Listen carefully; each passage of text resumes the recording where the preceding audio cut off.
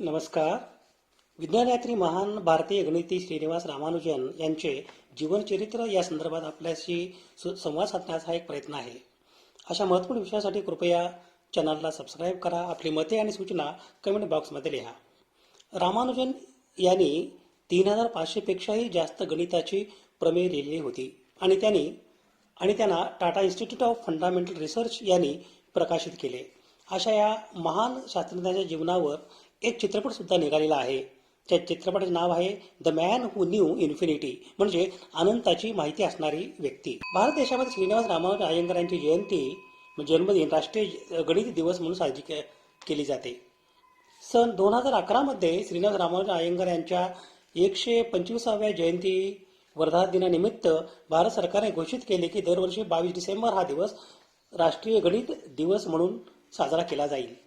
त्यानंतर भारताचे पंतप्रधान मनमोहन सिंग यांनीही 2012 हे राष्ट्रीय गणित वर्ष म्हणून आणि 22 डिसेंबर हा भारताचा राष्ट्रीय गणित दिन म्हणून साजरा केला जाईल असे जाहीर केले. प्रत्यक्ष व अप्रत्यक्ष अनेक विषयांचा पायाभूत विषय म्हणजे गणित. गणित या विषयाचे महत्त्व प्रतिपादन करणारा श्री सूर्य सिद्धांत या प्राचीन ग्रंथातील पुढील श्लोक सुप्रसिद्ध आहे. यथा शिका मयूराणाम नागाना मणु यथा तद्व वेदांग व्यस्त्राणम गणित मूर्धनी स्थितम. मोराच्या डोक्यावरच्या तुऱ्याप्रमाणे आणि नागाच्या डोक्यावरच्या रत्नाप्रमाणे गणिताचे स्थान अढळ आणि सौंदर्यपूर्ण आहे. गणित ही सर्व विज्ञानाची जननी आहे आणि तिला विज्ञानाची राणी असेही म्हटले जाते.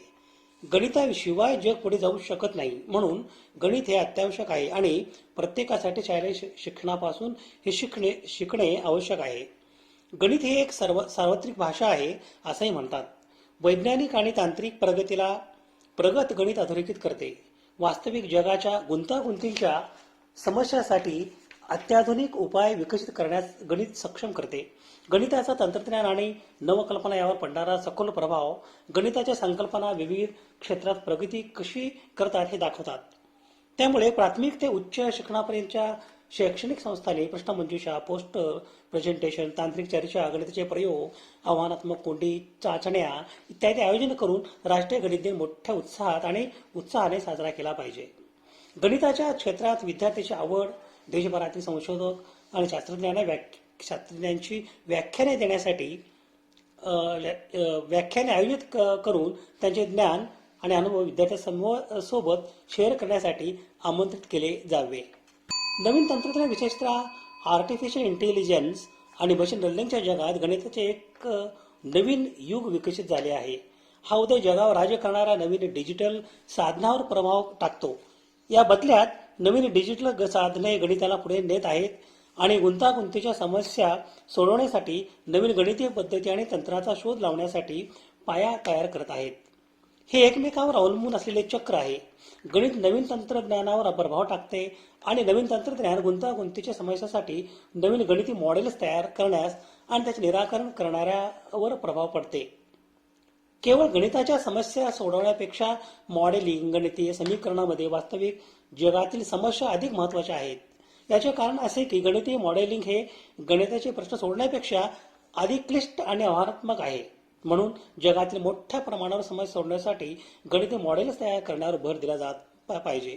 अलीकडच्या काळात आर्टिफिशियल इंटेलिजन्स कौशल्य संगणक विज्ञानाच्या पलीकडे विस्तारले आहे आणि आता शुद्ध गणित, उपयोजित गणित, सांख्यिकी, संयोजनशास्त्र आणि ऑप्टिमायझेशन मधील विविध संशोधन क्षेत्रांचा अविभाज्य भाग आहे. गणित हा सर्व तांत्रिक प्रगतीचा कणा बनला आहे. मशीन लर्निंग आणि डेटा अनालिसिस हे गणितीय मॉडेल्स आणि स्टॅटिस्टिक्सवर मोठ्या प्रमाणावर अवलंबून असते. सायबर सुरक्षा आणि क्रिप्टोग्राफी देखील विविध गणितीय संकल्पना अवलंबून असते. गणित शिक्षक हा असा असतो जो विद्यार्थ्यांना पाठ्यपुस्तकाच्या पानांच्या पलीकडे जाऊन समस्या सोडवणारे आणि खरे विचारांत बनण्यासाठी प्रेरित करतो.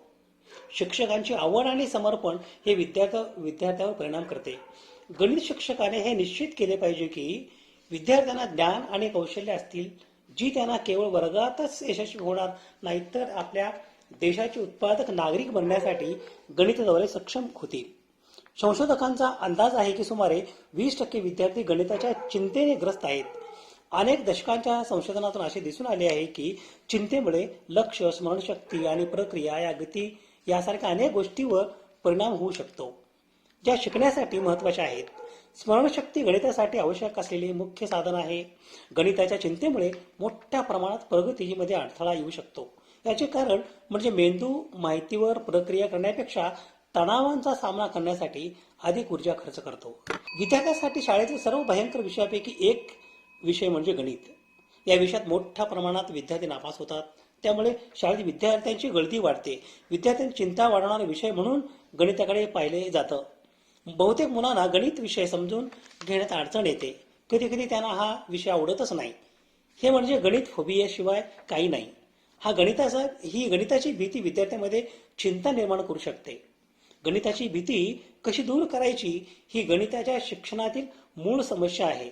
बऱ्याच विद्यार्थ्यांसाठी गणित कंटाळवाणे, अमूर्त, सर्जनशीलतेचा अभाव, गुंतागुंतीचे आणि समजण्यास फार कठीण वाटते. त्यामुळे गणिताच्या शिक्षकाने हा विषय शिकवताना अधिक काळजी घेतली पाहिजे. विद्यार्थ्यांमध्ये हा विषय उत्तम प्रकारे शिकवण्याचा उत्साह व आवड निर्माण व्हावी यासाठी प्रयत्न केले पाहिजेत. गणिताचे शिक्षण हे एक गतिमान आणि सतत विकसित होणारे क्षेत्र आहे. आधुनिक जगाच्या बदल्यात गरजाशी आणि गणित शिक्षण सतत जुळून घेत आहे. अलीकडच्या काळात शिक्षक, संशोधक आणि धोरणकर्ते गणित कसे शिकवले जाते आणि कसे शिकले जाते हे तयार करण्यात आघाडीवर आहेत. गणिताच्या शिक्षणातील सध्याचा ट्रेंडचा शोध घेणे आणि समजून घेणे अधिकाधिक महत्त्वपूर्ण होत आहे. त्यामुळे विद्यार्थ्यांना वेगाने बदलणाऱ्या जागतिक गरजांना समर्थन देण्यासाठी आवश्यक गणितीय कौशल्य आणि क्षमतांनी सुसज्ज करण्याचे उद्दिष्ट लक्षात येते. तथापि काही प्रमुख ट्रेंड शिक्षणातील गणिताला आकार देत आहेत. नाविन्यपूर्णता, सर्वसमावेशकता, तंत्रज्ञानाचे एकत्रीकरण आणि गंभीर विचार कौशल्य विकसित करण्यावर भर देत आहेत. या ट्रेंडचे परीक्षण करून 21व्या शतकातील आव्हाने आणि संधींचा सामना करण्यासाठी गणिताचे शिक्षण विकसित होत आहे. व्यक्तीच्या विकासात, देशाच्या विकासातही गणिताची भूमिका फार महत्त्वाची आणि मोलाची आहे. साहित्य सुचवते की गणित हे विद्यार्थ्यांसाठी तर्कशक्ती आणि समस्या सोडवण्याचे कौशल्य सुधारण्यासाठी फायदेशीर आहे. भौतिकशास्त्र, तंत्रज्ञान, अर्थशास्त्र, अभियांत्रिकी यासारखे इतर विषय शिकण्यास मदत करते. गणित विद्यार्थ्यांना कामाच्या ठिकाणी चांगली कामगिरी करण्यासाठी कौशल्य सुसिद्ध करते. हे कार्यशक्तीची कार्यक्षमता आणि उत्पादकता सुधारते आणि राष्ट्रासाठी चांगली तांत्रिक आणि आर्थिक वाढ करते. विज्ञानयात्री महान भारतीय गणिती श्रीनिवास रामानुजन अय्यंगार हे भारतीय गणिती तज्ज्ञ होते. त्यांना शुद्ध गणिताचे जवळजवळ कोणतेही औपचारिक प्रशिक्षण मिळालेले नसतानाही त्यांनी गणिती विश्लेषण, संख्या सिद्धांत, अनंत मालिका आणि सतत अपूर्णांक यामध्ये भरीव योगदान दिले. तसेच त्यांच्या काळातील न सुटलेल्या गणितांच्या समस्यावर देखील त्यांनी उत्तरे शोधली. श्रीनिवास रामानुजन यांचा जन्म दिनांक 22 डिसेंबर 1887 रोजी भारताच्या तामिळनाडू राज्यातील ईरोड येथे एका ब्राह्मण परिवारात झाला. त्यांचे वडील श्रीनिवास अय्यंगार हे साड्यांच्या दुकानात मुनी म्हणून काम पाहत असत. त्यांची आई कोमल तम्मल ह्या एक गृहिणी असताना सोबत एक स्थानिक मंदिरात गायिका सुद्धा होत्या. आणि ज्याप्रमाणे प्रत्येक मुलाला आपल्या आईची जवळीक गरजेचे असते तसे त्यांना आईच्या जवळ राहायला जास्त आवडायचे. सुरुवातीला रामानुजन कुंभकोणम या गावी आपल्या परिवारासोबत राहायचे. रामानुजनचे प्राथमिक शिक्षण कुंभकोणम या गावामध्ये झाले आणि त्यांना सुरुवातीपासून गणिताची आवड असल्याने बाकी इतर विषयांमध्ये रुची निर्माण झालीच नाही. ते शाळेत असताना त्यांच्या घरी काही पदवीचे मुले भाडेकरू म्हणून राहत असत आणि रामानुजन गणितात एवढे तरबेज होते की ते 7वीत असताना पदवीच्या त्या मुलांना गणित शिकवत असत. यावरून आपण समजू शकतो की रामानुजन नावाच्या या गणित तज्ज्ञामध्ये किती मोठी प्रतिभा लपलेली होती. रामानुजन यांना गणित आणि इंग्रजी या 2 विषयांची विशेष आवड होती. सुरुवातीला त्यांना त्यांच्या अलौकिक प्रतिभेमुळे शिष्यवृत्ती मिळाली.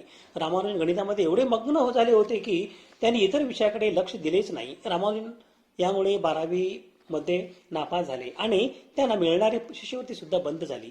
त्यानंतर त्यांच्या शिक्षणाचे दरवाजे बंद झाले.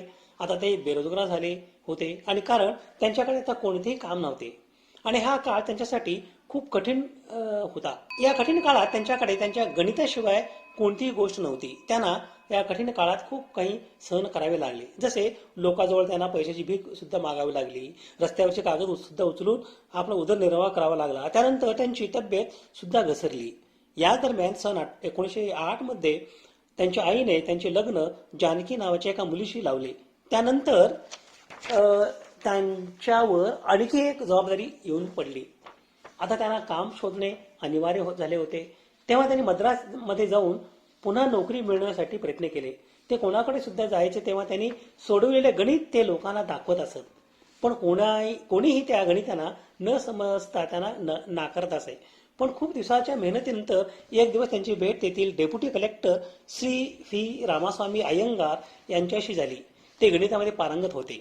जेव्हा त्यांनी रामानुजन यांनी सोडविलेली गणिते पाहिली तेव्हा त्यांनी ओळखले की ही व्यक्ती एक प्रतिभावान व्यक्ती आहे आणि त्यांनी रामानुजन यांना कामाला ठेवून घेतले 25 रुपये महिन्याच्या पगाराने.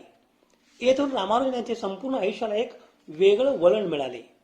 त्यानंतर त्यांनी या मासिक वेतनामधून पुन्हा आपली शिक्षणाची वाटचाल सुरू केली.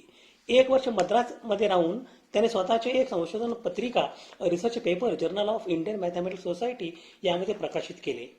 या संशोधन पत्रिकेमुळे त्यांना प्रसिद्धी मिळाली आणि सन 1912 मध्ये त्यांना रामचंद्र राव यांच्या ओळखीमुळे त्यांना मद्रास पोर्ट ट्रस्टमध्ये एक क्लर्कची नोकरी मिळाली. रामचंद्र राव यांनी रामानुजन यांना केम्ब्रिज येथील प्रसिद्ध गणिताचे प्राध्यापक जे.एच. हार्डी यांना पत्र पाठवण्याचे सुचविले. त्यानंतर रामानुजन यांनी त्यांचे सर्व प्रमेय एका पत्रात लिहून जी.एच. हार्डी यांना पाठवले. या पत्रातील गणितीय प्रमेय जी.एच. हार्डी यांना एवढे आवडले की त्यांनी रामानुजन यांना लगेच त्यांच्याकडे बोलावून घेतले. तेथे गेल्यावर जी.एच. हार्डी यांनी त्यांच्या शिक्षणाचा खर्च उचलला. सन 1917 सालच्या इंग्लंडमधील हवामान रामानुजन यांना भावले नाही आणि त्यांची तब्येतीमध्ये बिघाड झाली. याच कालावधीत इंग्लंडच्या पहिल्या महायुद्धामध्ये सहभागी असल्यामुळे इंग्लंडमध्ये अन्नाचा तुटवडा सुरू झाला. रामानुजन हे ब्राह्मण परिवाराचे असल्यामुळे शाकाहारी होते आणि तेथे शाकाहारी अन्नाचा तुटवडा असल्यामुळे त्यांची तब्येत आणखी खालावली. ते या दरम्यान भारतामध्ये परत आले. रामानुजन पुटणी येथे आजारी असताना एकदा त्यांना भेटायला जे.एच. हार्डी गेले होते. पुटणीच्या बसस्थानकावरून एक टॅक्सी कपमध्ये बसून जे.एच. हार्डी आले. त्या टॅक्सीमध्ये बसल्यानंतर जे.एच. हार्डी यांना त्या टॅक्सीचा कॅब नंबर आठवला.